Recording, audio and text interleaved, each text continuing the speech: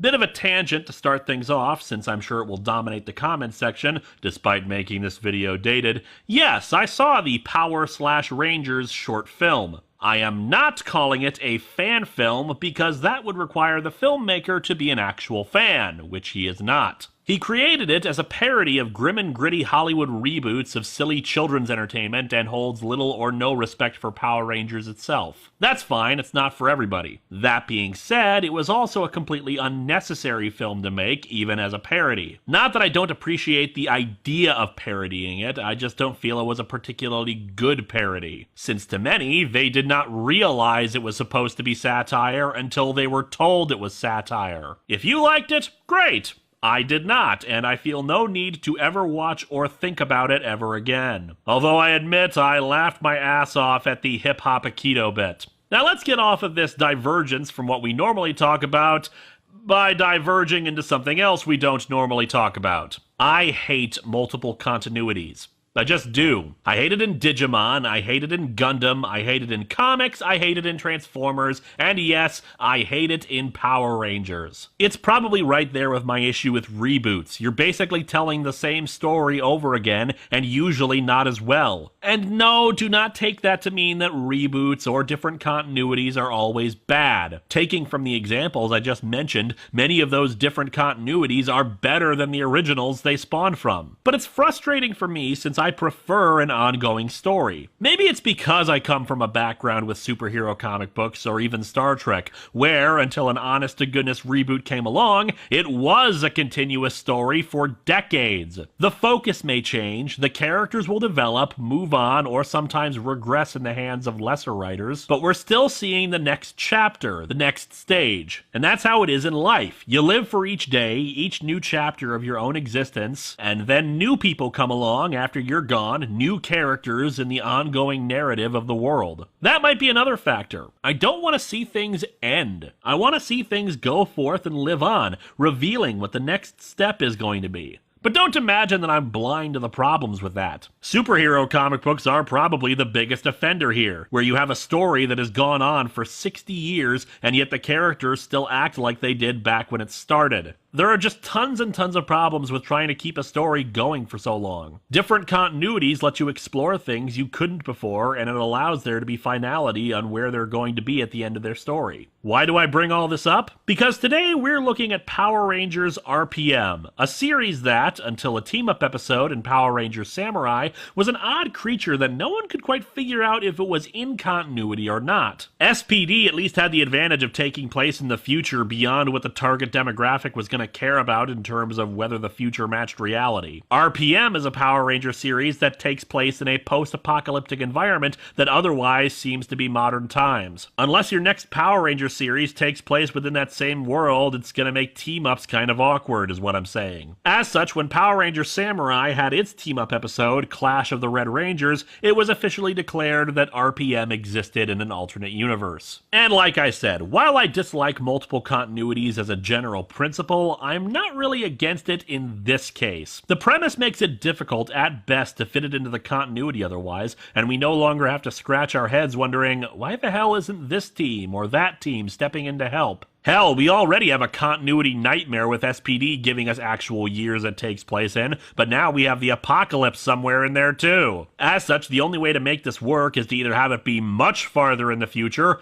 or just say that it's an alternate universe. Many people were surprised when I said at the end of the Jungle Fury videos that R.P.M is the most divisive season amongst fans, since there seemed to be an overwhelming amount of people who loved it. Well, I can't speak for their own experiences, only for mine, and the reaction I've gotten from people is both excitement for covering their favorite series, and others hoping I will eviscerate what they feel is something unworthy. I've gotten love and hate for this season in droves. It is rather fascinating to leap into this one like I am. When I first began History of Power Rangers, the series was pretty much over, and R.P.M was the last one. Perhaps people have gone back and reevaluated it positively or negatively simply due to the fact that new seasons came out, so they no longer had to think about it purely from the standpoint of it being the final Power Rangers series. Mind you, from what I understand, it wasn't going to be the final season. Jungle Fury was, which definitely would have been a shame. Much as I like Jungle Fury, the lack of connection to other Ranger seasons would have made it a very disappointing note to end the franchise on. It's like Scrubs Season 9.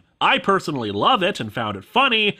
It's just that they had already had a perfect finale, so while more is nice, it's unnecessary and runs the risk of souring what came before. Which in this case was Overdrive versus Jungle Fury, so I guess if it had ended there, we probably should have just been happy we had a good series to end on. So, R.P.M, once more the intended finale to Power Rangers. It is rather amusing that keeps happening. The series keeps reaching a natural endpoint, and then it keeps on going. As I've discussed in previous installments, Disney did not really like Power Rangers all that much. Interviews with production people keep telling the same story. Disney seemed embarrassed by Power Rangers. After all, the series had been bought years before strictly to be played in reruns, and it was only allowed to continue due to a slashing of the budget and moving production to New Zealand. From there, apparent executive edicts came down about the violence level of the show, the cost of making it, executives thinking characters were swearing, or just telling the production team to simply dub the Sentai. The greatest enemy of Power Rangers is and always shall be money. So why wasn't the series canceled after Jungle Fury? Well, bear in mind that all information I know about this is secondhand from other fans and interviews with people and the like, so if I'm wrong, I'm sure the comments will reflect this. Basically, Jetix Europe, a European broadcasting company that handled children's programming and channels,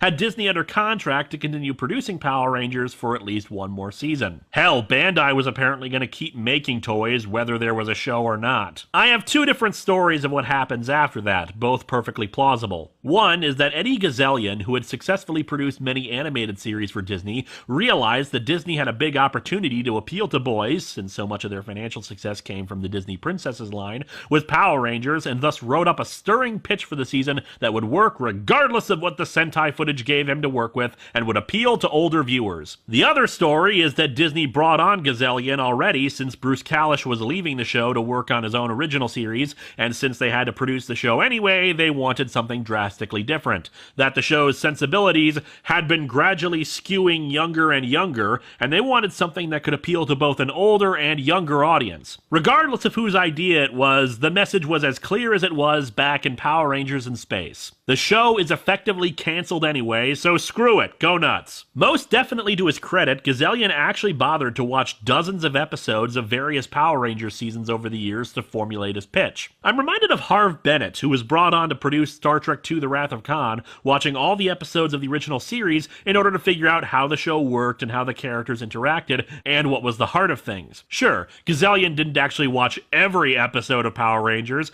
but considering at that point there were almost 700 episodes of the show, I don't think he really needed to see the one where Justin is stuck on his bicycle to understand how Power Rangers works. That being said, there's a difference between watching the show and actually working on it. Talk to any of the people who actually did work on it, and they can tell you how much of a nightmare it can be. Scheduling, acting long hours, and of course, the Sentai footage. Once more, we have a series that was pitched as something serious, and the Sentai footage was goofy as hell. For your enjoyment, Eddie Gazellion's actual reaction upon seeing the Sentai footage. This is a direct quote. "Holy shit! I just promised Disney I could turn this into a show that would appeal to an older audience! I must be out of my f***ing mind! Holy shit! Wait, what's on the front of that Zord? Are those motherfucking eyeballs?" Add on the fact that Gazelion had never worked on Power Rangers before and therefore was unused to the process, and that he had never produced a live-action series before, and he had his work cut out for him. He brought on two writers he'd worked with before to help, Matthew Negrete and Madeline Paxson. In an interview, he gave thanks and praise to Jackie Marchand, whom you might recall from my mentioning last time, and John Tellegen for helping him through the early pitfalls of working on a series he was unfamiliar with. However, there's also the matter of Jackie Marchand leaving the show early in its production, and seemingly not under the best circumstances. After Kalish left, given her experience with the franchise, it seems like it'd be natural for her to become the showrunner. It's rumored that this was due to Disney being pissed at her for participating in the writer's strike. Marchand herself has said that she liked the writing on RPM even though she had little involvement with it. But that was just the start of the problems with the production. Rumors abound of the show going over budget, or that Gazelion micromanaged the production to keep things in tune with his own vision, which then led to script delays. Now, the script delays are indeed true by Gazelion's own admission, which is probably a combination of having to be really creative with the lighthearted footage of Go-Onger, the Sentai RPM was adapted from, plus his inexperience working with the show or on live-action TV. However, he says he did make a plan with the executives to get back on schedule and followed through with it. And yet, halfway through the season, Gazelion was fired. Even he seems confused about why he was let go, but for whatever reason he was, and Judd Lin was brought back, last working on the show for Time Force, and rumored to have worked on Jungle Fury under a pseudonym during the writer's strike. Whatever plans Gazelion had for the ending of the series were abandoned since he hadn't had a chance to share them with the production team, and he decided it would be best not to try to advise or dictate what another producer will be doing for their own vision of the show. As a sign of solidarity, Paxson and Negrete both left the show too, creating additional writing problems. So what we have here is a show that had no support from the higher-ups, its showrunner fired halfway through, with a previous showrunner coming back to try to finish off someone else's vision,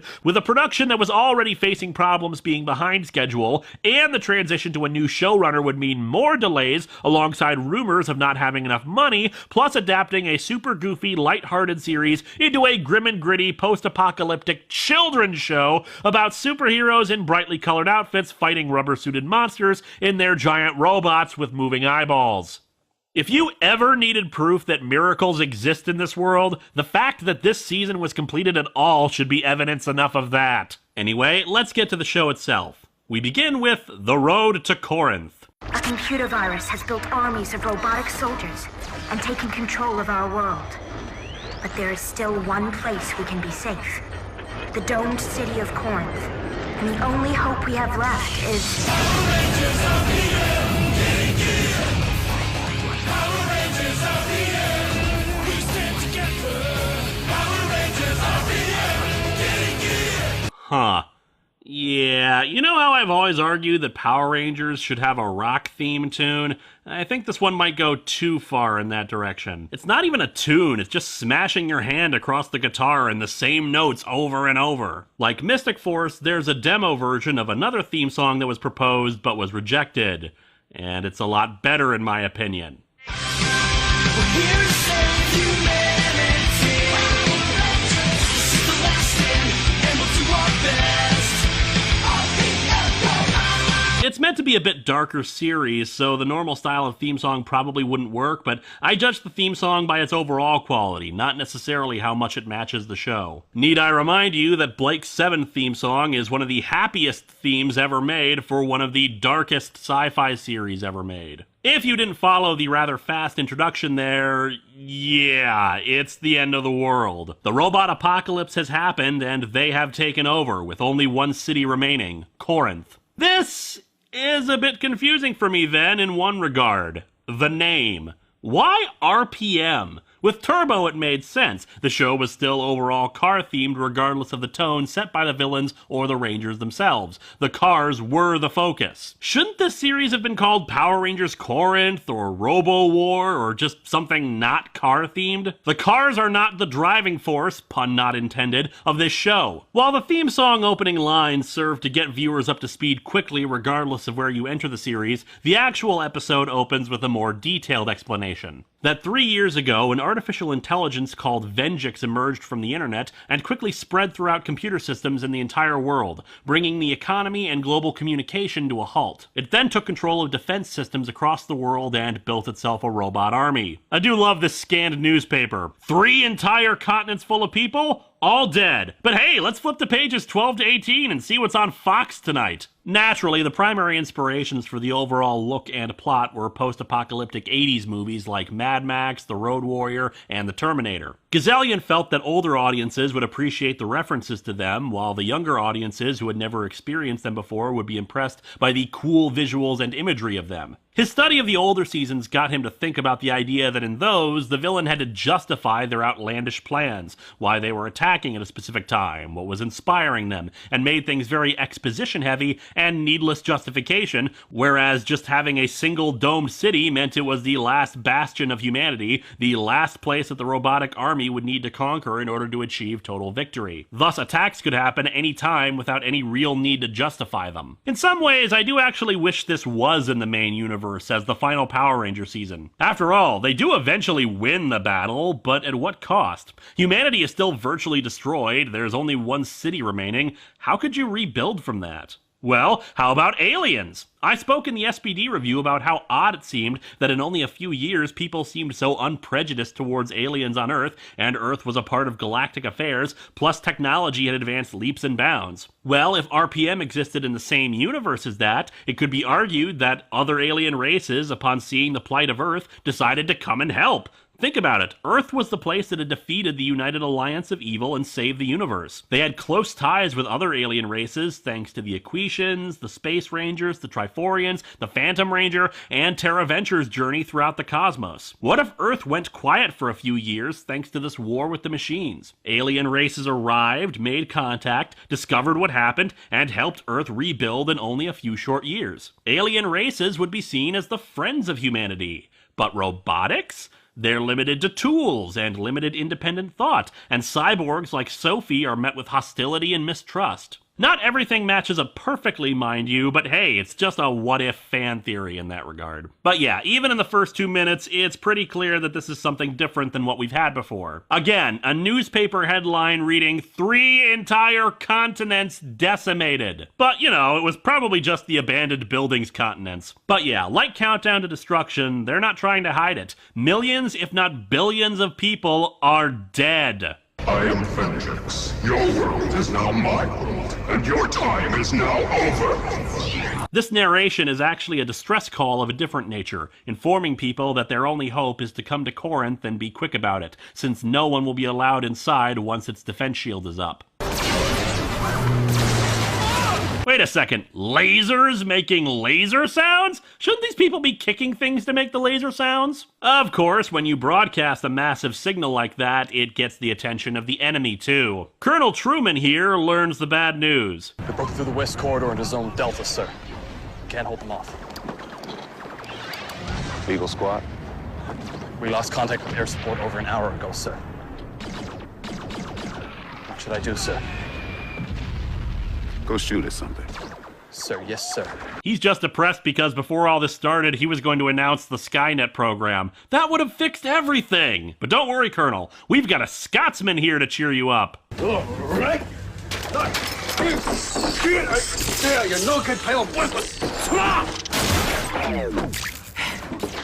right. Right. This will be your stop, little lass.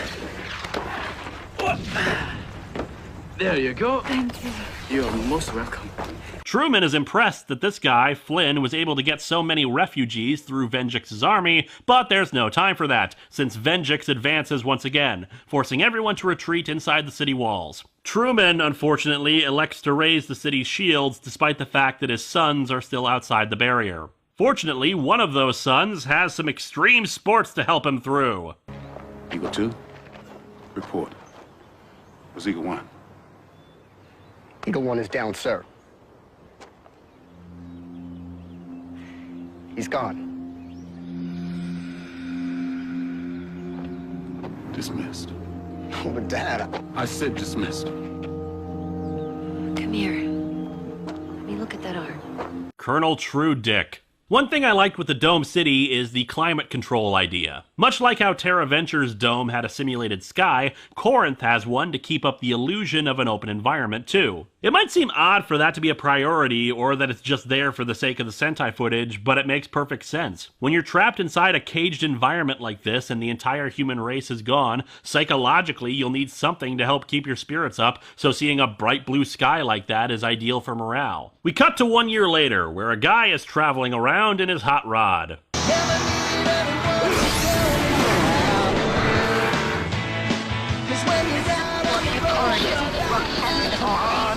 Oh, hey, Star-Lord. He stops in the middle of nowhere when he comes across a random flower in the middle of the area, sacrificing his remaining water to it, but that turned out to be a mistake, as the foot soldiers, called the Grinders, quickly approach. However, this guy is not one to be trifled with, since he quickly dispatches the Grinders by himself without any weapons.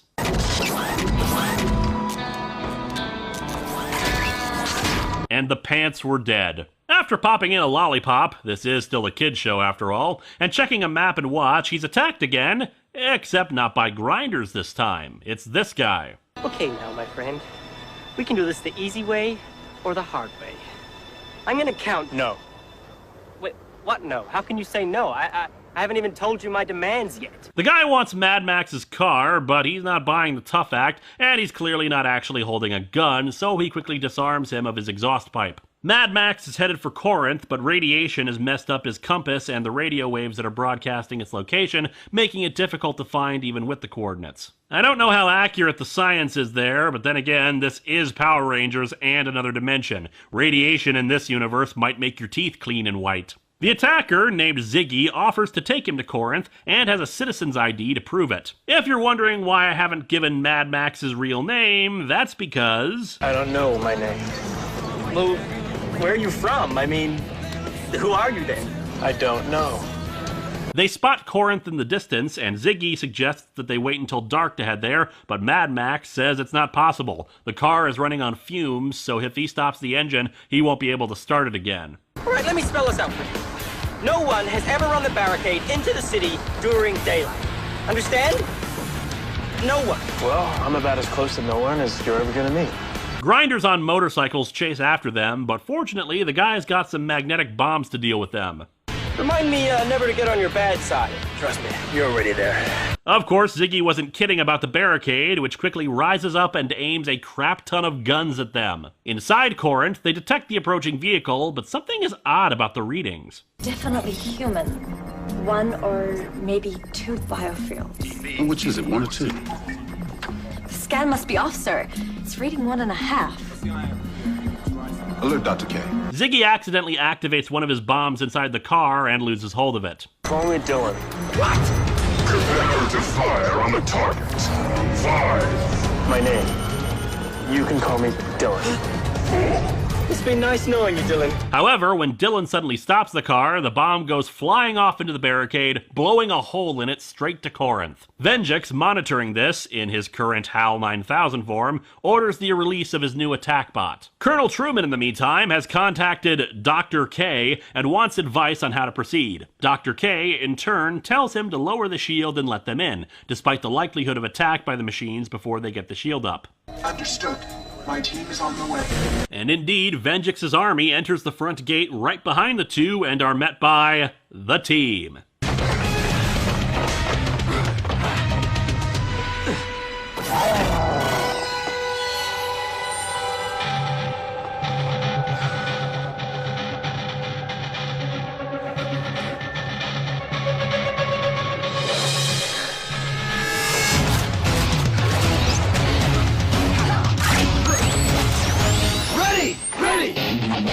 R.P.M! Getting here!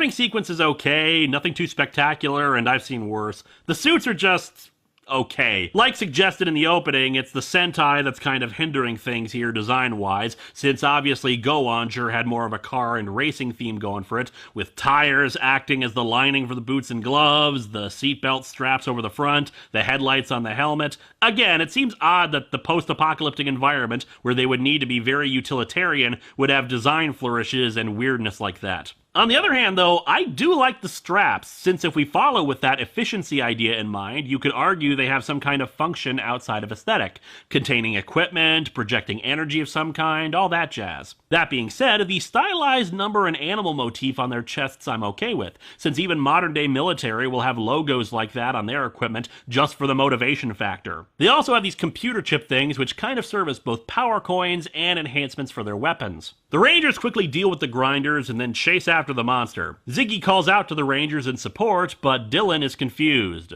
What's a Power Ranger? What's a paladin?